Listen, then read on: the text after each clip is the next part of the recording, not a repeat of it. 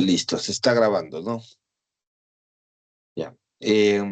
Bueno, aquí el tema en este caso, en el caso de Sudáfrica, corresponde a un grupo de estados, un grupo de territorios, vamos a decir, no de estados, un grupo de territorios. Como ustedes ven, la zona esta en color café ligero, café claro, perdón, esta zona en café claro, es el territorio de Sudáfrica, ¿no? Y Sudáfrica tiene una característica especial. Ustedes ven el continente africano, está pintado de color lila o con morado, morita, en la parte sur del continente africano, en el mapa pequeño que ustedes pueden ver en la esquina superior, esquina inferior derecha de su pantalla, ven la ubicación de Sudáfrica, ¿no? Bueno, hay parte de la historia sudafricana que es bastante importante. Y voy a preguntarles si alguien de ustedes ha escuchado hablar del famoso apartheid. ¿Sabe qué es? ¿Ha escuchado, oído, ha visto? ¿Hay alguna película incluso por ahí respecto del apartheid en Sudáfrica? ¿Alguien ha escuchado? ¿No? ¿Nadie? Bueno, entonces les cuento un poco, ¿no? En Sudáfrica, en 1948, el presidente de ese momento, más los legisladores, deciden establecer una ley nacional a la que le llamaron apartheid, ¿ya? ¿En qué consistía esta ley? Era una ley segregacionista, divisoria de blancos y negros, ¿no? Es una ley que la promulgaron en Sudáfrica que hacía que la sociedad sudafricana se dividiese en blancos y negros y no podían mezclarse. Entonces, de acuerdo con la ley, lo que se estableció en 1948 era espacios que solamente podían ser ocupados por blancos y espacios que solo podían ser ocupados por negros. Entonces, escuela para blancos, escuela para negros, transporte para blancos, transporte para negros, trabajo para blancos, trabajo para negros, eh, todo lo que se puede imaginar, ¿no? Restaurante para blancos, restaurantes para negros, baños para blancos, baños para negros, en fin, escuelas, colegios, universidades, todo segregado. Blancos en un sitio, negros en otro. No podían mezclarse. Y era una infracción legal la mezcla. Podían tener una sanción legal por esa mezcla. Entonces, hay un esquema y un esquema bastante complicado que tiene que ver efectivamente con el segregacionismo de la época.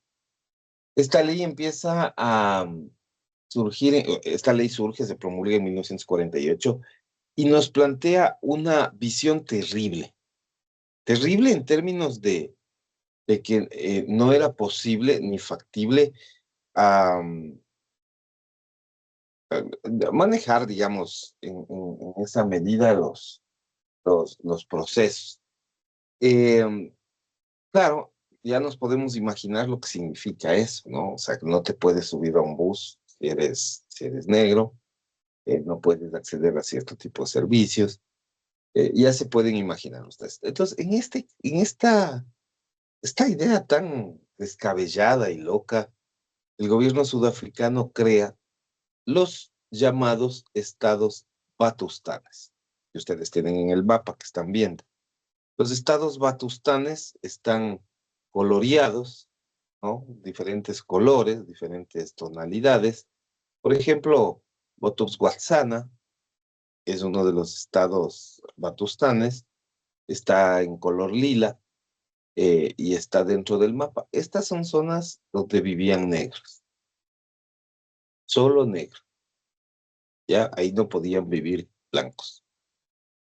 Y es declarado un estado independiente, ¿no? Dentro de Sudáfrica le declaran un estado independiente. Es como decirles, allá ustedes verán cómo se organizan, su tema, verán cómo salen del tema, ¿no? Un Estado independiente, porque no pueden entrar ahí blancos, solo un Estado para negros. Quisquey, ¿no? Están aquí, mira, en amarillo, ¿no? Están aquí Yazanculu, está acá, en, digamos, naranja bajito, Cacduane, y está, ¿dónde está Cacduane? Está aquí, estos chiquitos, ¿no? Estos verdes pequeños. Y así, ¿no? Entonces, ustedes aquí en la esquina superior izquierda de su pantalla tienen el listado de ah, los llamados estados batustanes, ¿no? Eh, claro, esto es una locura prácticamente, ¿no?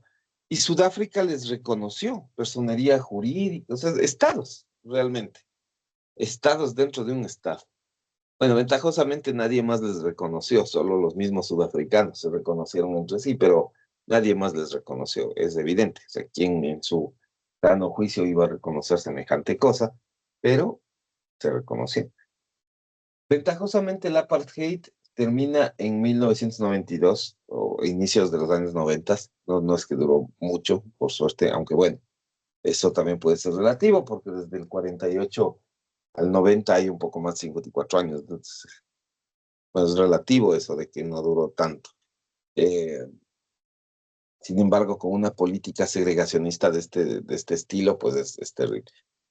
Pero eh, ahí hubo el reconocimiento en realidad de parte de un Estado, que es del Estado sudafricano. Sin embargo, como nadie más le reconoció, pues ese reconocimiento queda inocuo, ¿no? Sin ningún valor real, legalmente hablando. Pues, nadie, ningún otro país reconoció la existencia de estos estados batustanes. Yo creo que muchos países ni siquiera se enteraron, ¿no? De que había una declaratoria en ese sentido, ¿no? Como para que todos estos países sean declarados independientes de Sudáfrica. Ni los países vecinos les apoyaron en eso. Así es que, y vean ustedes que hay algunos países vecinos eh, que digamos, tenían conocimiento, ¿no? De lo que sucedía, porque es imposible, por ejemplo, para Botswana o Zimbabue no darse cuenta de, de que pasaba una cosa como esta, ¿no? Una cosa por el estilo en este lugar. Pero bueno, esa es la idea. Eso es algo que sucedía en ese entonces. Entonces, una locura, ¿no? Pero la humanidad a veces no tiene, no tiene, eh, no tenemos filtros, Límites. no tenemos límites, exactamente, como dice el señor Hernández. Entonces, una locura, sí. Lo que indica que efectivamente el reconocimiento tiene un efecto legal claro y que si no se hace de acuerdo a la naturaleza propia de la estructura jurídica de los países, pues no tiene sentido, ¿no? Y no tiene mayor estructura. Bueno, ese es uno de los temas, ¿no? No sé si hay preguntas respecto de esto, de este reconocimiento fallido de los sudafricanos respecto de sus estados batustanes. Nada. Bueno, vamos a ver el siguiente cuadro, que es otra realidad. Bueno, este es un cuadro en el que están algunos países, como ustedes pueden ver, ¿no? La zona marcada en amarillo es lo que se conocería como eh, el Estado palestino, y en la esquina superior, en la esquina, perdón, inferior izquierda, eh, digamos, haciendo frontera tanto con Israel como con Egipto, se encuentra la llamada Franja de Gaza, que ha sido materia de noticias de los últimos 5 años, por lo menos, debido a la guerra, ¿no? Y es la zona donde ha habido más afectaciones. El resto, bueno, son países bastante conocidos, está Jordania, está Siria, que, digamos, marcan la estructura. El Estado de Palestina es un Estado que ha sido reconocido por algunos estados a nivel mundial. Eh, Sin embargo, claro, Israel no le reconoce como tal, ¿no? No le reconoce como un Estado en todo. Y eso ha hecho que sea bastante complicado el tema de cómo manejar digamos, este problema. Sin embargo, en el Estado palestino, la, digamos que no desaparece del todo y no ha desaparecido del todo, a pesar de de todo la violencia que se ha impartido en en ese estado, lamentablemente. No ha desaparecido porque tiene reconocimiento internacional. O sea, precisamente, quizás este es un ejemplo contrario a los estados batustanes. O sea, te demuestra la potencia que tiene el reconocimiento estatal, pero al mismo tiempo digamos, o sea, te muestra que si es que tú no tienes el reconocimiento, como el caso de Sudáfrica, de otros países que no seas tú mismo, y si tienes un reconocimiento mundial, incluso tú puedes soportar ese proceso, ¿no? Entonces sí hay varios países que han optado por reconocer al Estado palestino como un Estado independiente. Y eso me parece que de alguna manera frena, no sé si con una efectividad del 100%, pero ha logrado frenar por lo menos el avance territorial que ha tenido eh, Israel sobre Palestina. Así es que ese es uno de los ejemplos que te muestra que efectivamente el reconocimiento tiene un efecto de carácter legal. O sea, no es solamente la constitución del Estado, sino también el efecto asociado al reconocimiento de estos estados. Entonces, este es un caso muy especial, que, digamos, está en boga y nosotros sabemos y reconocemos cuál ha sido la estructura. Eso es lo que le ha permitido seguir sobreviviendo, me parece, a nivel internacional por lo menos. Bueno, este es el caso de Palestina. Este es otro caso bien particular, Taiwán. Eh, Taiwán, como ustedes ven, es una isla en las costas chinas. Taiwán tiene una historia particular también. Recibió colonización de parte del Imperio Británico, ¿no? Gran Bretaña. Eh, y claro, esa intervención británica tuvo efectos en la población y en el modo de vida. Eh, de alguna manera occidentalizó a Taiwán, ¿no? Occidentalizó a la isla, esa intervención. Y entonces ahí viene el gran tema, ¿no? De discusión, que China siempre ha reclamado a Taiwán como parte de su soberanía territorial, a la isla como parte de su soberanía, como parte de su territorio. Y Taiwán, pues, porque no le gusta mucho la idea, ¿no? Es un país o digamos, es una zona que está, porque un país todavía no podríamos decirle, pero es una zona que está occidentalizada y que como que no le termina de gustar la idea de ser parte de China, no le termina de gustar esa idea. Los chinos, por su parte, tienen su propia visión. Ellos reclaman la isla como propia, al punto de que, a pesar de que Taiwán tiene algunos reconocimientos de algunos países, Taiwán Taiwán, o más bien dicho, China tiene una fijación especial con Taiwán, al punto de que si tú, como parte de un país, X de cualquier país, haces un reconocimiento expreso de Taiwán como un país independiente, China te corta todo tipo de relaciones exteriores contigo, la corta de raíz. Quizás es una afrenta peor que cualquier otra cosa.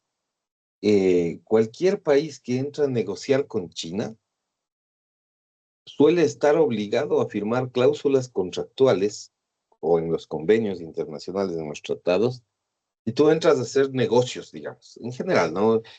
Porque China es un país que cuenta con muchos recursos económicos, presta dinero, hace inversiones, hace de todo un poco. Pero si tú llegas a sentarte en una mesa de negociaciones con China, por lo general firmas una cláusula contractual, o sea, en el convenio te hacen firmar una cláusula que dice que tú te comprometes a no reconocer a Taiwán como país independiente. Y si tú lo haces, el convenio queda terminado unilateralmente. Entonces, no es poca cosa, digamos, es una amenaza directa. Claro, quizás una amenaza como esa no tiene mucho valor si tú careces de predominio internacional, pero no es el caso de China. Y la verdad es que con China quiere hacer negocios todo el mundo, porque los chinos tienen mucho dinero por el momento. O sea, es un país que tiene recursos. Entonces, o sea, bueno, ni siquiera Estados Unidos entra a discutir ese tipo de temas, pero porque de hecho los Estados Unidos son uno de los países que ha reconocido a Taiwán. Pero quizás Estados Unidos está en esa posición, ¿no? Como de ponerse a discutir eso.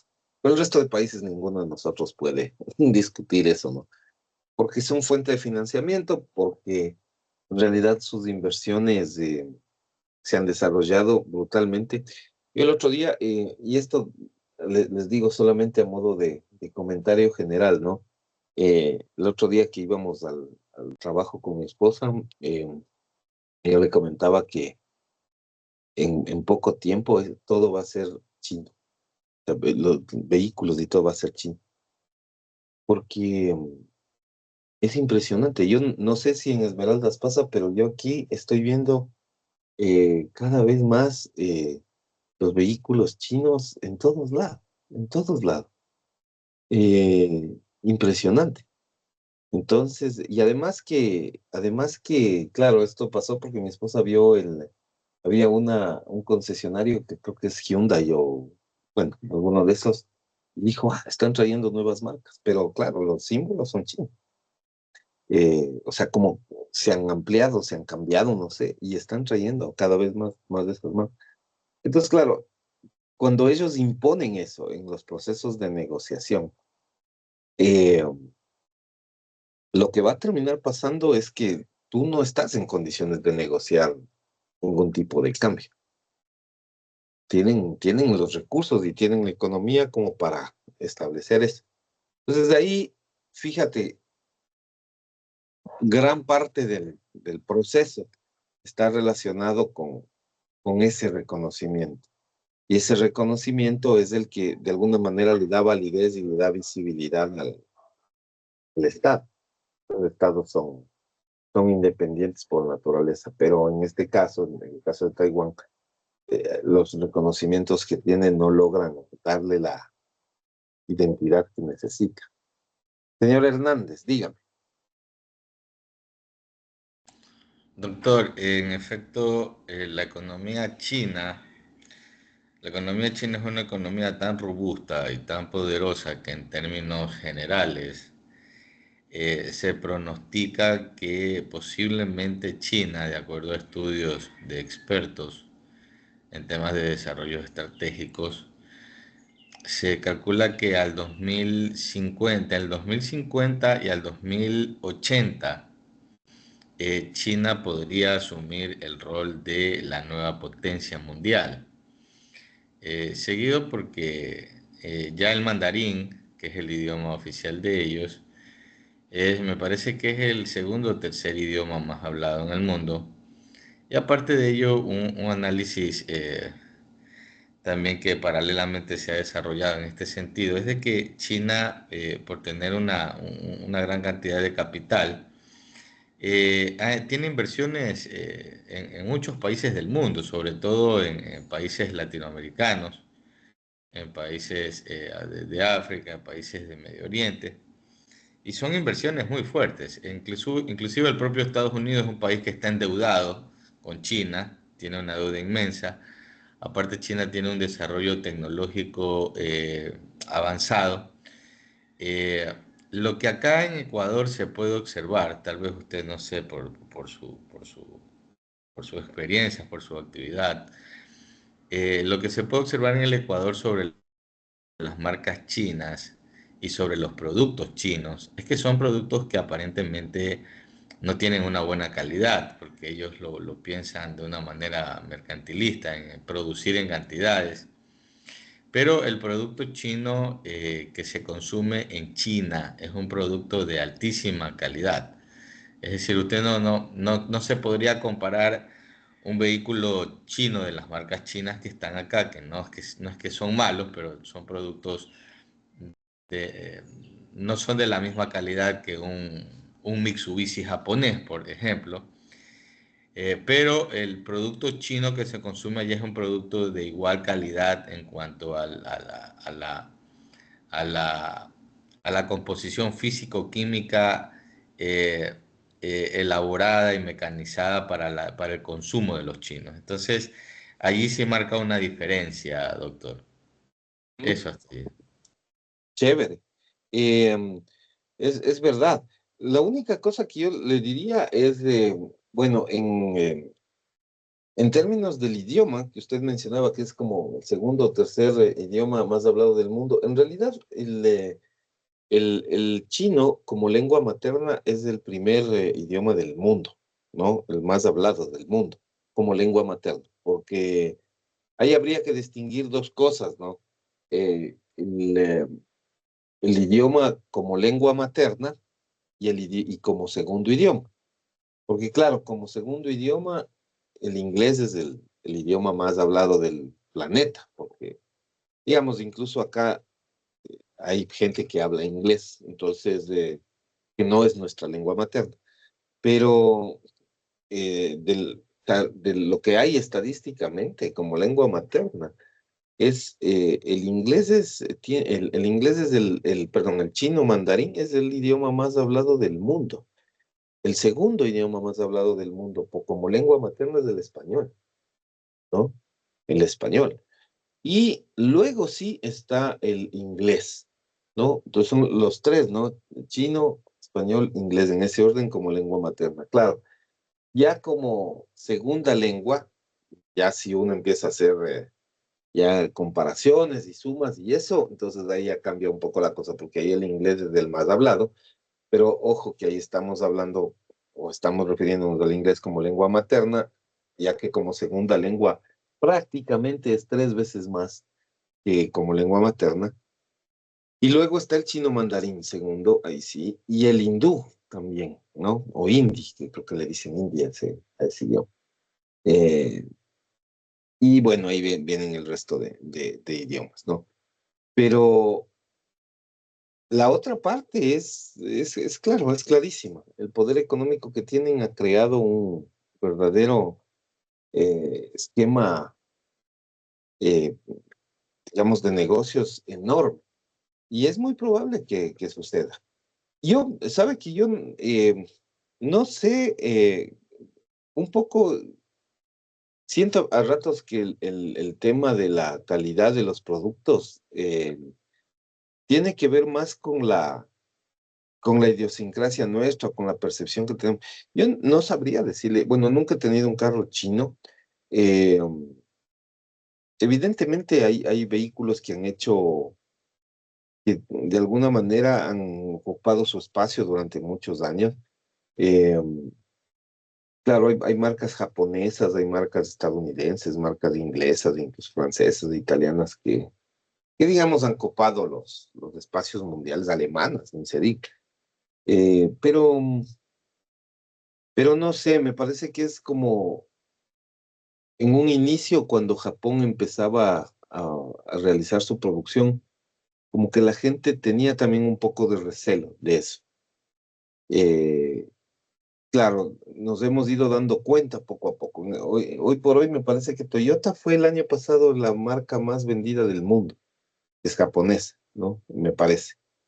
Pero empiezan a crecer. Hay una marca china de vehículos que se llama BYD, que es la marca de vehículos eléctricos más vendida del mundo ahora, o sea, ya hoy por hoy. Eh, Bueno, la verdad es que no he probado esos vehículos. Habría que, habría que ver, pero no sé. Me parece que de pronto términos tecnológicos estarán creciendo y estarán creciendo bien. Se ven en algunas cosas, de hecho, ¿no? Hacen algunas cuestiones que funcionan súper bien. Yo lo que sí he tenido la posibilidad de ver su funcionamiento y todo son los teléfonos celulares. Y hay unos teléfonos celulares. Cuando hice mi doctorado en China, en Europa, tenía un amigo chino, eh, un amigo muy cercano, además, compañero del programa de estudios, y él siempre venía con cosas chinas, pero eh, claro, evidentemente conocía muy bien el manejo ese, pero yo la primera vez que vi un teléfono Huawei, algo así que se llama, lo trajo de China después de unas vacaciones que él se fue allá y trajo. Y, pero era un teléfono espectacular. O sea, eh, claro, y él me mostraba porque yo, digamos, nosotros acá en Occidente es como que tenemos como más, por ejemplo, yo siempre he usado ese teléfono Samsung desde que aparecieron estos teléfonos inteligentes. Samsung. Y me es difícil cambiar. Es como que se adapta a uno y hay un montón de gente que usa Apple y tal. Entonces, bueno. Pero ese teléfono que me mostró era un teléfono chino, tecnología china, pero era espectacular. Espectacular, incluso por el tema del liviano, por cuestiones digamos, ellos además utilizan, creo ya, el teléfono celular como para hacer transferencias de dinero solo acercando el teléfono. O sea, con algunas cosas que, digamos, para mí, pues, estamos hablando del 2015, 2016, estamos hablando de hace 10 años, que prácticamente. Sí, para mí eso no existía. O sea, acá yo no había visto eso. Ahora ya se ve, ¿no? Ahora ya entiendo que uno puede en algunos bancos bajarse una aplicación y a uno puede incluso ya no usar la tarjeta de crédito, sino poner solo el teléfono.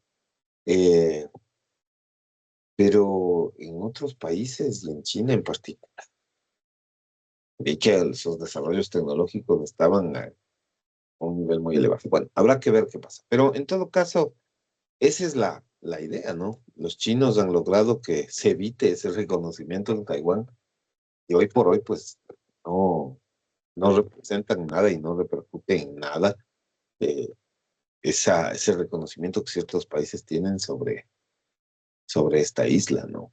Ese es uno de los ejemplos. Y este es un ejemplo que yo ya les hablé, ¿no? Este es el caso Kosovo, el país que ustedes ven en verde, es la ex famosa República de Yugoslavia, ¿no? Yugoslavia, que algún rato sí les dije, creo, Yugoslavia eh, tuvo una época de prosperidad económica muy importante, ¿no? Yugoslavia, de manos del presidente Tito, creció de una manera significativamente grande, económicamente hablando. Pero luego, con la muerte de Tito, como que estas provincias, las provincias que formaban parte de, de Yugoslavia, como que ya no quisieron estar juntas. Estaban juntas cuando estaba Tito, pero cuando ya no estuvo él, me parece que ya no les gustó la idea de permanecer juntas. Lo que ustedes ven es básicamente una división que territorialmente correspondía a las provincias de Yugoslavia, pero hoy en día son países independientes. El caso de Eslovenia, por ejemplo, el caso de Croacia, que todos hemos escuchado, el caso de Bosnia-Herzegovina, el caso de Serbia, el caso de Montenegro, el caso de Macedonia y este caso particular de Kosovo. Y Kosovo tiene, como ustedes ven, hay una línea punteada con Serbia, como para indicarnos de alguna manera que ahí hay algo, hay un problema. Eh, bueno, Kosovo es una sección de Serbia que no quiere pertenecer a Serbia. El Kosovo no quiere pertenecer a Serbia, no quiere ser parte de Serbia. Y esa es una lucha de años. No les interesa ser parte de Serbia y Serbia los reclama como suyos. Eh, Sin embargo, ahí hay el reconocimiento de algunos países, ¿no? Macedonia, Montenegro les reconocen. Por ahí me parece que Albania también, que es país vecino. pero no mucho más, no mucho más. Y es un país un poco complejo, como ustedes les ven, porque no tiene acceso al mar, por ejemplo, ¿no?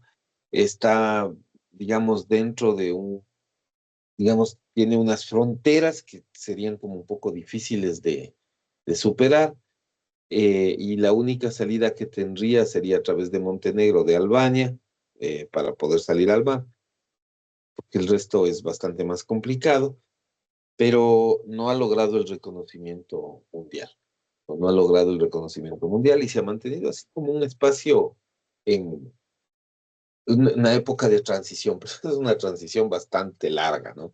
Que ha durado probablemente más de 30 años, 35 años. Entonces, es una transición que al parecer no funciona de manera adecuada. No les permite en realidad desarrollarse de manera útil y adecuada, porque efectivamente no tienen y no gozan de la aceptación y del reconocimiento de los demás países del mundo, ¿no? Ese es un ejemplo súper claro de qué es lo que sucede con estos lugares, ¿no? Con estas localidades. Es el caso de Kosovo. Em, Aquí tenemos en cambio el caso de Chechenia, ¿no? Que este es bueno, ustedes ven ahí eh, algunas provincias rusas, ¿no? Y este también es un caso de reconocimiento, aunque en el caso de Chechenia hay algunas diferencias más, vamos a decir, digamos que es, que es un poco diferente, ¿no? Porque aunque Chechenia ha querido de alguna manera como independizarse, como ha pasado con Georgia, por ejemplo, eh, en, en- en- en relación a Rusia o con la misma Ucrania, ¿no? Eh, Ellos no han logrado independizarse del todo. Entonces, a pesar que en algún momento intentaron el reconocimiento de la comunidad internacional, no lo han logrado del todo. Y por el momento, Chechenia sigue siendo un estado, una república autónoma, ¿no? Pero que forma parte de la Federación Rusa, ¿no? Forma parte. Eh, Eso digamos que es como, es un caso bastante particular porque es como que estoy y no estoy. Tiene un gobierno que es autónomo, que se mueve autónomamente, ha tenido el reconocimiento de algunos estados de algunos países, pero eh, sigue siendo parte de la Federación Rusa, que es una cosa bastante particular. Entonces, este es un caso también en el que hay ese limbo, ¿no? De saber si es un país independiente, si no es un país independiente. Y esto lo que configura es la idea de que no solamente el reconocimiento internacional es importante al ser declarativo, sino que también, eh, vamos a decir, la conformación de un Estado no solo está anclada al reconocimiento, sino que también puede deberse a la constitución del propio Estado, ¿no? A la forma como, mediante la cual o con diferentes mecanismos jurídicos se puede establecer una constitución estatal a medida, ¿no? Entonces, este es el caso de Chechenia tan extraño que tenemos. Bueno, esos son algunos casos, ¿no? Algunos casos en los que ha habido reconocimiento, en otros casos no ha habido reconocimiento, pero eso es algo que prima comúnmente dentro de las estructuras que ya hemos analizado. Entonces, esa es la estructura de reconocimiento y cuando es declarativa sobre todo, ¿no? Es decir, que hay otros estados que están eh, declarando en ese sentido que son parte de algo, ¿no? Son parte de algo. Ok, preguntas, por favor.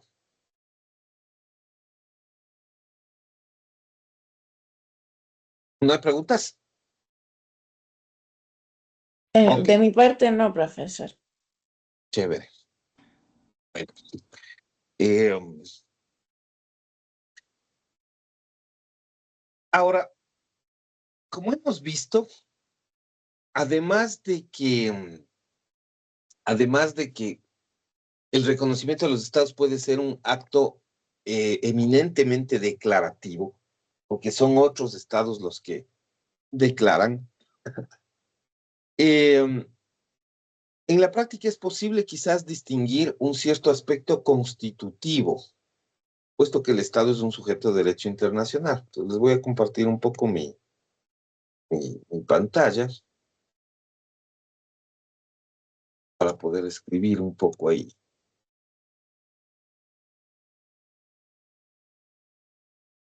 Listo. Entonces, estamos en el reconocimiento, ¿no? Ya, lo que quiero decir es que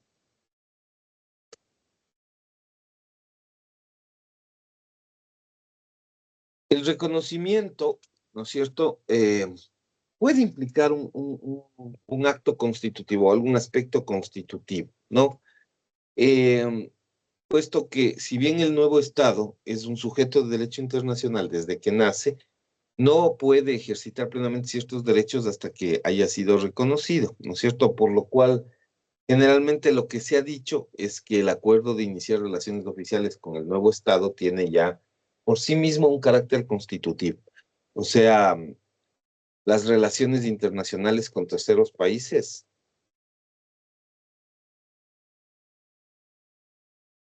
marcan el inicio del reconocimiento. Y de un reconocimiento, recono, y un reconocimiento que es constitutivo. Ya, ahí está. Ok, ahí quedamos. No es, por lo tanto, una formalidad. O sea, el reconocimiento no es una formalidad, no es una mera formalidad. Tiene una significación práctica importante, ¿no? Por eso es que cuando existen nuevos estados, ¿no? El reconocimiento del mayor número posible de estados y de organizaciones internacionales es crucial para que pueda ese estado ejercer relaciones de carácter internacional con otros sujetos de la arena internacional, no con otros estados. Aunque el reconocimiento tiene un valor declarativo indudable en relación con la existencia del Estado, pero lo que digamos que algunos autores están diciendo es que no hace sino otra cosa que constatar esa constitución, ¿no? La capacidad de acción del nuevo Estado en el plano internacional puede ser muy restringida antes del reconocimiento formal de los otros estados, siendo indispensable para el pleno ejercicio de sus competencias exteriores o para el pleno, diríamos, para el pleno despliegue de los efectos de sus actos jurídicos, ¿no? Para la extensión y para el alcance y para, de cierta manera, lleguen a los acuerdos que necesitan para lograr el desarrollo de esos territorios, ¿no? De alguna forma, aunque la falta de reconocimiento muchas veces, y este es el caso de Kosovo, por ejemplo, muchas veces no impide digamos, la suscripción de contactos de algún tipo con estados no reconocidos, ¿no? Eh, Tiene quizás un carácter fragmentario, ¿no? Quizás un carácter no oficial, y por eso es que hay ciertos acuerdos entre estados reconocidos y estados no reconocidos que surten algún nivel de efecto, ¿no? Kosovo hace negocios con algunos países a pesar de que no tiene reconocimiento. Y eso vendría a ser como un tipo de reconocimiento tácito, pero lo que pasa es que en derecho internacional público hemos visto, en derecho a los tratados particularmente, el reconocimiento tácito pues no existe, tiene que ser expreso. Pero aún así hay países que pactan cosas, ¿no?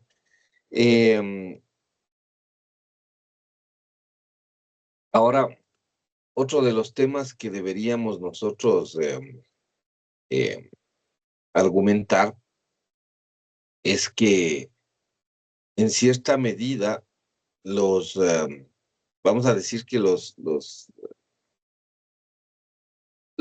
estados en general, los estados que son reconocidos en general, son el resultado de un acto jurídico. O sea, a veces tenemos la idea de que hay un gesto político dentro de eso. Yo les decía al principio de la hora que quizás quizás la razón detonante de la guerra Rusia-Ucrania, pues es un gesto más político que un reconocimiento jurídico. Y quizás lo simbólico del asunto es lo que genera el problema. Es el reconocimiento de esas dos provincias, si se acuerdan de Lugansk y Donetsk. Ese es como el acto, ese acto político, público de reconocimiento es lo que detona la guerra, pero en realidad el reconocimiento no se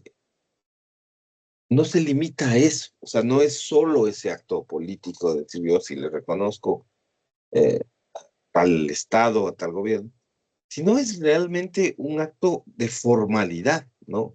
Un acto de formalidad que puede ser la suscripción de un convenio internacional, de un tratado de cooperación, ¿cierto?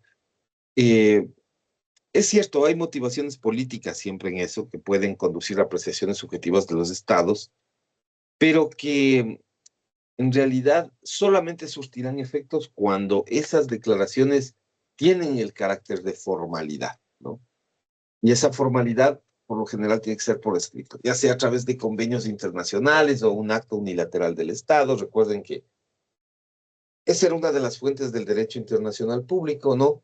Las, digamos que estas acciones, estos actos unilaterales de voluntad de los Estados, ¿no? Eh,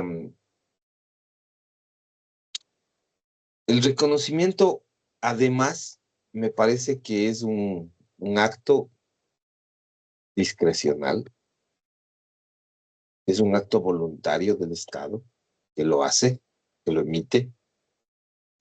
Eh, y de hecho, el Instituto de Derecho Internacional, es decir, la Comisión de Codificación de la que hablábamos hace dos clases, nos ha indicado, a través de algunas de sus resoluciones, que solo el autor del reconocimiento queda vinculado por él. O sea, si tú le reconoces a un Estado, solo tú quedas vinculado en función de ese reconocimiento, ¿no?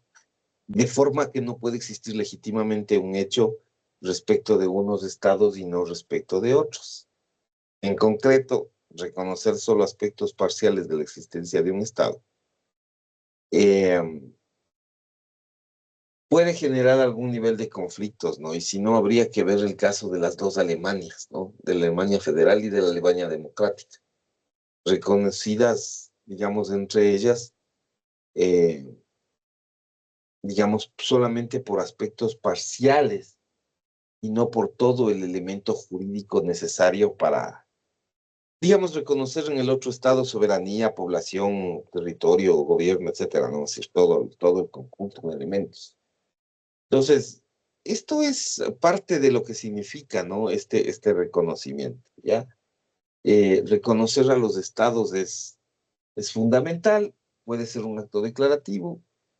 Hay otros autores que dicen que es constitutivo y que digamos que surge de un acto constitutivo y que simplemente el reconocimiento es como una ratificación, como una, eh, digamos que una confirmación de que ese Estado existe porque le han reconocido. Bueno, esa es la primera parte. Y la segunda parte, y con la cual terminamos este capítulo, eh, tiene que ver con la existencia de una doctrina que es la doctrina del no reconocimiento, ¿ya? O sea, así como hay quienes, digamos, propugnan o plantean que para que un Estado exista no solo es necesario que se constituya como tal, que tenga una constitución, que tenga, digamos, claros sus elementos componentes del Estado, eh, y que efectivamente otro país le reconozca como tal, otro país o países le reconozcan como tal, pues hay una doctrina que podría llevar el nombre de la doctrina del no reconocimiento. Es totalmente lo contrario, ¿ya? Eh, y esa doctrina parte de la idea de que no hay esa doctrina parte de la idea de que no hay un deber jurídico internacional de reconocer. No hay obligación de reconocer a nadie, ¿no?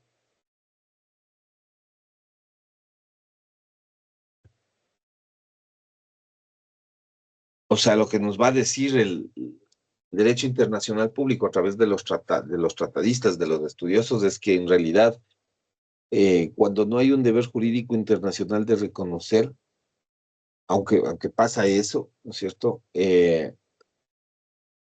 Preconizar un deber jurídico internacional de no reconocer eh, es quizás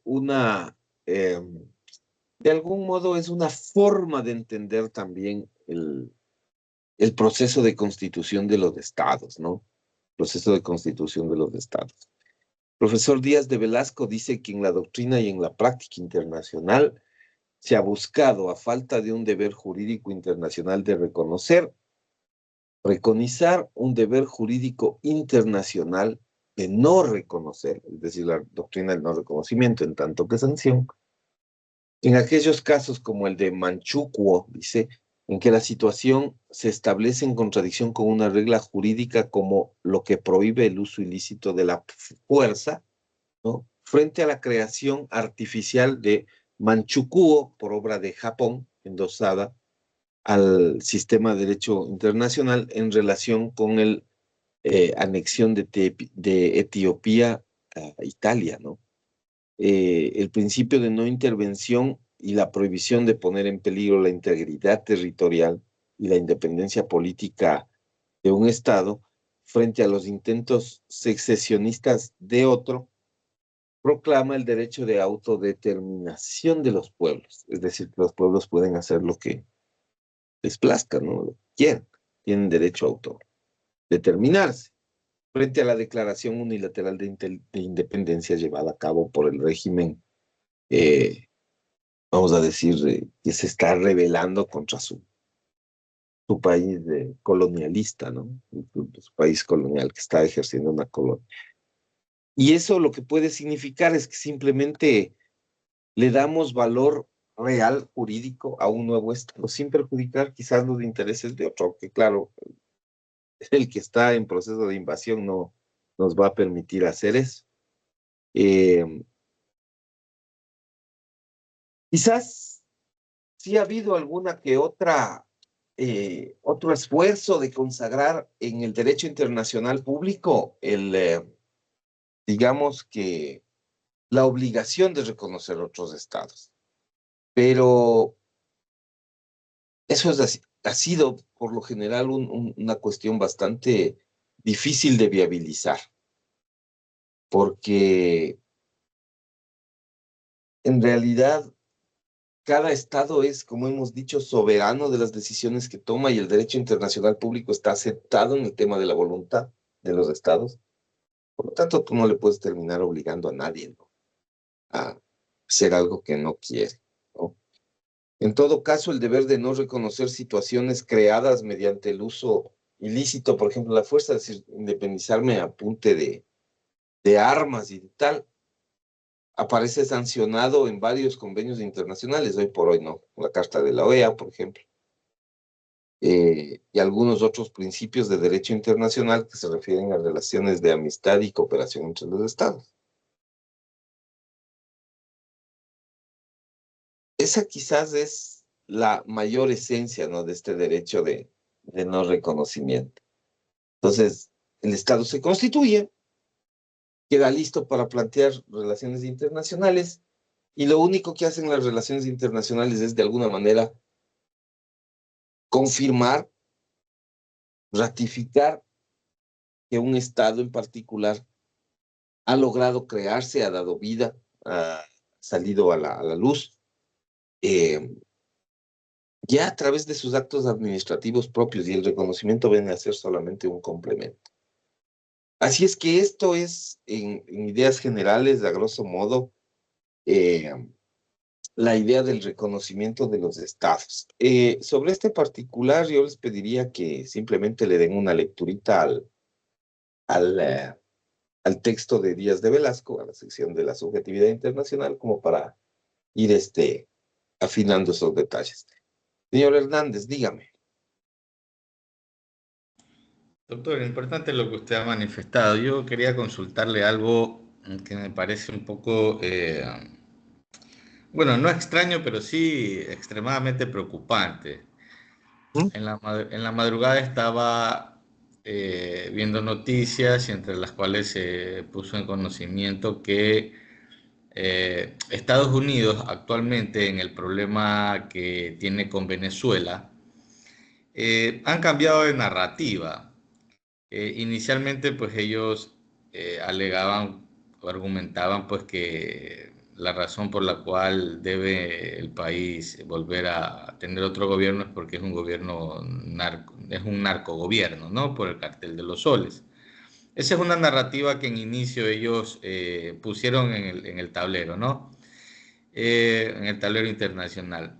Ahora, luego de la semana pasada que de manera, desde mi punto de vista, totalmente arbitrario y violando todo principio, todo derecho internacional, incautan un buque petrolero venezolano en aguas internacionales. Ahora la narrativa del gobierno de Donald Trump es expresar que Venezuela le debe petróleo y le debe territorios que fueron usurpados por Venezuela a Estados Unidos, cosa que suena fuera de lugar. La pregunta es, porque usted manifestaba que puede ser visto desde lo político, las actuaciones dentro de lo diplomático. Eh, los países, como dice usted, no tienen obligación o reconocimiento, no tienen la obligación de reconocer a otros gobiernos. Pero en este caso, entiendo que Venezuela actualmente está oficialmente reconocido dentro de la ONU, como parte de esos 193 o 95 países que lo conforman. Eh, Mientras tanto, desde lo político se observa permanentemente una actitud conflictiva por parte del gobierno de Estados Unidos desde lo político. eh, y la pregunta es que si desde lo político se puede hacer cualquier cosa, entre esos tal vez implícitamente manifestar o actuar bajo la idea de que al no ser un gobierno legítimo, porque políticamente el gobierno actual no lo considera, pueden actuar de una manera tal como que no fuera un Estado, tal vez Venezuela, reconocido. Esa es mi pregunta. No sé si me expliqué, doctor. Sí, está súper claro. Hay dos respuestas, en realidad. Es una pregunta difícil porque hay dos respuestas ahí, por lo menos, si es que no hay otra. Em, legalmente, legalmente hablando, o sea, acogidos a principios de derecho internacional y a normativa internacional vigente, no debería haber, y digo no debería, eh, sería muy riesgoso, eh, digamos, expresar un criterio jurídico tajante sobre el punto. No debería haber ningún tipo de intromisión, porque hay un principio internacional de jus cogens, que es el principio de no intervención. Eh, a mí me parece y esta es mi opinión personal, yo sé que hay un montón de abogados que opinan sobre eso, cada uno tendrá su opinión propia sobre el caso venezolano, pero a mí me parece que hay un principio de jus cogens básico, que, que, que nosotros lo hemos estudiado y que hemos visto. Es este principio famoso de la no intervención y de la prohibición del uso de la fuerza. Me parece que eso es claro. O sea, nosotros, no hay, o digamos, yo creo que no hay muchas vueltas que dar. No hay muchas vueltas que dar. Jurídicamente, la cosa está súper clara. Venezuela finalmente ha escogido un camino que nos puede gustar o no nos puede gustar. Eh, ha escogido un camino democrático, creo yo. eh, ha escogido, y de alguna manera yo sé que a veces en el otro curso tuvimos hace algunas semanas un pequeño debate sobre el caso venezolano, eh, pero, mm, pero finalmente, claro, los países, aun cuando se encuentran sometidos a, vamos a decir, a dictaduras o a la voluntad de un caudillo o de un grupo político. Aún así, los pueblos siempre tienen la visión, digamos, la facultad de poner al gobierno o a esa estructura política. Siempre la tienen. Eso ha pasado. O sea, Latinoamérica está plagada de esas historias. Ha pasado en Argentina, ha pasado en Chile, ha pasado aquí en el Ecuador mismo. O sea, quizás la mayoría de países nos hemos enfrentado a gobiernos que quizás no han sido bien vistos desde todo punto de vista. Pero la única forma de poner a esos gobiernos es que la misma población se mueva. Eh, yo o sea, les soy súper franco. En el caso venezolano, eh, a mí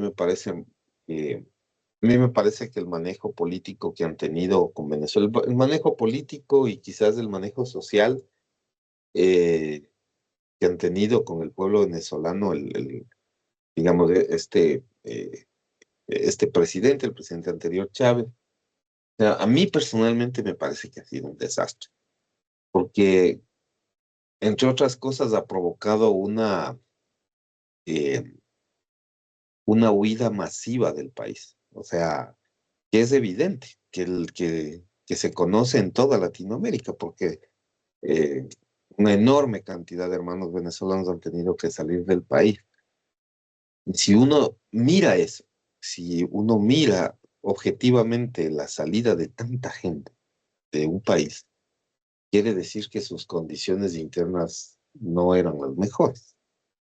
O sea, esta ola, nosotros también la hemos vivido, sí, y lo que le digo es por experiencia propia, ¿no? O sea, nosotros vivimos eso en el año 99 como resultado de manejos políticos deplorables. Nosotros también estuvimos en ese proceso de salir del país y de ir a otros países en condiciones súper duras. Nosotros vemos aquí cómo lamentablemente se ve, ¿no? Se ve cómo les tratan a nosotros mismos. O sea, los ecuatorianos no hemos tenido una gran recepción del pueblo venezolano. Eh, ha sido, les hemos tratado mal. Cómo nos han tratado mal a nosotros en España o en Italia, en propio Estados Unidos, en otros países aquí en Chile, donde también hemos tenido que huir porque las condiciones socioeconómicas de finales de los 90 eran desastrosas y entonces había que ir. Hay alguna gente que no, o sea, si pierdes tu negocio y tal. Y es una realidad que hoy empieza a aparecer de nuevo aquí, ¿no? Otra vez, esa oleada de gente que se está yendo. Y se está yendo por razones que están relacionadas con los manejos políticos. O sea, gente que ya no soporta las vacunas, las extorsiones, que tiene que dejar sus negocios, sus casas. Eso es quizás el resultado de un mal manejo socioeconómico, político, una crisis de seguridad de espanto. Y estamos teniendo que salir. Bueno, eso le ha pasado a Venezuela también. Sin embargo, a pesar de eso, en materia internacional hay el principio de no intervención. O sea, ningún país puede meterse en las decisiones de otro. O sea, yo puedo estar en contra del gobierno, contra digamos, de mi sistema político, pero el que yo esté en contra dentro del país y que no esté de acuerdo, no esté, eh, digamos, tenga una opinión contraria, no significa que otro país, por más fuerza que tenga o por más razón que tenga, pueda intervenir el mío. Eso me parece que está fuera de lugar. Y un poco eso ha pasado con Estados Unidos. Lamentablemente ha habido un proceso de intervención. Se ha agudizado con Trump. La verdad es que yo pensé que cuando ganó Trump, eh, digamos con el antecedente de su presidencia anterior, que era una presidencia, yo le digo con mucha franqueza, a mí me pareció que la primera presidencia de Trump era una presidencia que a nivel internacional fue muy correcta en el sentido de que frenó mucho la intervención de cualquier índole. eh, no hubo, no hubo tanto enfrentamiento, no se metió en ningún tipo de política, no tuvo mucha injerencia en la primera parte. Quizás también porque la pandemia no le dio mucho espacio, tal vez por eso. Pero en general, digamos, un país que no estaba muy involucrado en este tipo de temas y ahora empieza a pasar eso. Entonces, normativamente yo le diría, ahí sí hay un rasgo de un incumplimiento normativo de los principios de no intervención. Me parece que sí, es evidente. O sea, capturar barcos, bombardear botes, me parece que eso, digamos, para justificar por ahí algún tipo de intervención, que es, el ser humano es un poco así, ¿no? No terminamos de entender por dónde viene el asunto. Los Estados Unidos tienen una experiencia dolorosa en Vietnam. Vietnam era así, un país pequeño, y no les fue muy bien que digamos. Entonces, como que no aprendemos un poco de la historia, ¿no? O sea, no sabemos lo que termina pasando. Eh, es doloroso, ¿no? Para Venezuela, finalmente, el hecho de que digamos, traten de, de intervenir a toda costa el tema de recursos naturales y demás. Eh, Venezuela está haciendo negocios con China. Eso es claro. Y yo no sé, bueno, los chinos han mostrado, si una cosa que han mostrado los chinos por su lado es que se han mantenido, en cambio, ellos a distancia. No han intervenido, no intervienen. De hecho, no intervienen. Quizás porque a ellos les interesa más los socios comerciales que eh, digamos, la intervención. Pero hasta cierto punto yo no sé cuál será la respuesta china, porque quizás Venezuela militarmente no le puede hacer frente a Estados Unidos es una potencia, finalmente. Eh, a Maduro, Maduro finalmente algún momento va a irse del poder, no somos eternos, así que en algún momento se irá. eh, y seguramente Venezuela se mantendrá en el tiempo. Ojalá, si es que alguien viene, pueda hacerlo mejor que él, porque me parece que no ha hecho un buen trabajo de todas maneras, pero deberían dejarle, ¿no? En la práctica. Ahora, esa es la parte jurídica. Digamos, hay una cuestión violatoria.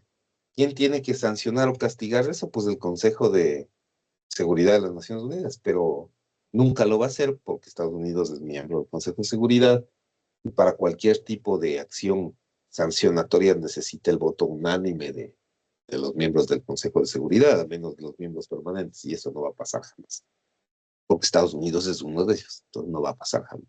¿Cómo no le han logrado sancionar eh, a través de las Naciones Unidas a Rusia? Que no va a pasar jamás tampoco, porque Rusia también es miembro del Consejo de Seguridad de Estados Unidos y de las Naciones Unidas y nunca va a poner un voto en contra suyo. Entonces, ese tipo de cosas no van a pasar jamás. El peso de la historia es lo que les termina afectando. Y esa es una primera respuesta. La otra respuesta es totalmente política. Y eso es impredecible. Eso sí es impredecible. ¿Qué puede pasar de aquí en adelante? Eh, no es, o sea, los próximos años, sobre todo el 2026, y yo le veo como muy crítico para Venezuela, pensando en esto, en qué está haciendo Estados Unidos, pero eso está fuera de la normativa, eso ya es una cuestión política. Eh, ¿Esto se produce en el mundo? Pues sí, sí se produce en el mundo, aunque yo soy un fiel creyente de una cosa, el brazo largo de la ley le alcanza a todo el mundo, siempre. Y finalmente, ¿no? Finalmente ese largo brazo de la ley le termina alcanzando a todo el mundo. A veces hasta después de muerto. Y si no, habría que preguntarle al general Pinochet, ¿no? Lo que le ha pasado históricamente. Hay sí, hay una especie de anécdota que yo me acuerdo, me viene ahora a la mente.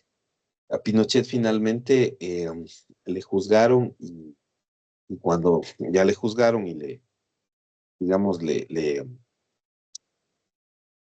determinaron responsabilidades de carácter político por varios aspectos jurídicos en Chile, ¿no?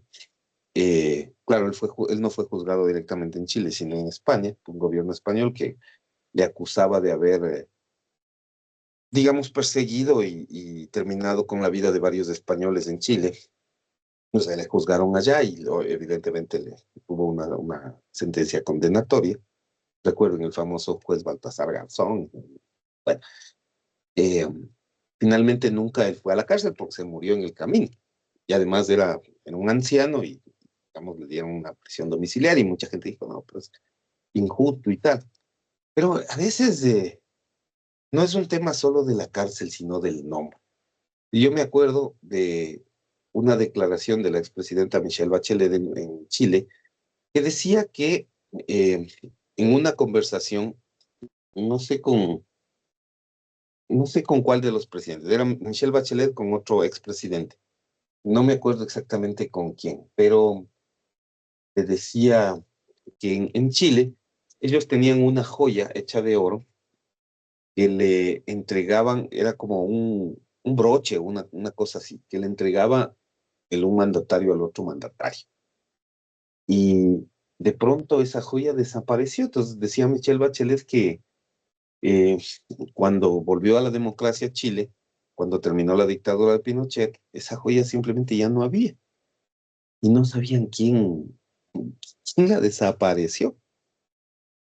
Y hay un video, ustedes de pronto le pueden buscar, es un video que se hizo viral en algún momento, es un acercamiento al cambio de mando, ¿no? Cuando vuelven a la República, cuando Pinochet toma sus cosas, su carpeta, cubre con la capa que tenía, cubre la joya y se la lleva y se ve.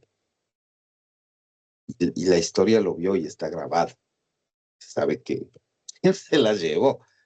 Eh, eso, para mí, esa es una imagen que termina con cualquier, o sea, uno, ahora precisamente que ha ganado alguien presidente Cast, presidente electo de Chile, eh, pues él entra con esa imagen, ¿no? Una imagen desgastada por eso. Creo yo que finalmente Estados Unidos, igual que como le pasó con Vietnam, terminará pasándole un poco con Venezuela. Ojalá recapaciten en realidad. Ojalá alguno de los asesores, si no es él mismo parece que no maneja mucho el tema histórico, pero ojalá alguno de los asesores le haga ver lo inadecuado que resulta tener ese nivel de intervencionismo en un país como Venezuela, del cual dependen muchos recursos naturales, que son recursos que se están necesitando y que además tienen también esta cuestión con los chinos, que puede ser finalmente una cuestión problemática, ¿no? Porque ya han tenido roces con los chinos. Entonces, no sé, pero eso es impredecible. En todo caso, ya digo, para mí el tema de la intervención americana no es no, o sea, desde el punto de vista jurídico no es correcto, ¿no? Para mí no es tan correcto. Dígame, señor Hernández. Doctor, ayer, como le decía, viendo informativos, por ejemplo, como la cadena internacional CNN, la BBC mismo, sobre todo CNN, me pareció interesante lo que aquí se exponía por parte de un analista internacional en temas militares y comerciales y políticos. Él exponía que dentro de la problemática existente actual, al parecer el presidente Trump tiene muchas imprecisiones o está siendo mal asesorado. Esto en vista de que las actuaciones del dentro y fuera de Estados Unidos están teniendo un desagrado y un reproche por parte de los propios estadounidenses. Y puso como ejemplo el tema de Irak, ¿no? Se justificó en su momento de que la intervención militar a Irak era porque tenían información de que existían armas de destrucción masivas. Sin embargo, llegaron a Irak, estuvieron en Irak, controlaron Irak durante muchos años, prácticamente una década me parece, y nunca encontraron armas de destrucción masiva. Y finalmente fue derrocado el presidente, muerto, y se quedaron allí un tiempo prolongado.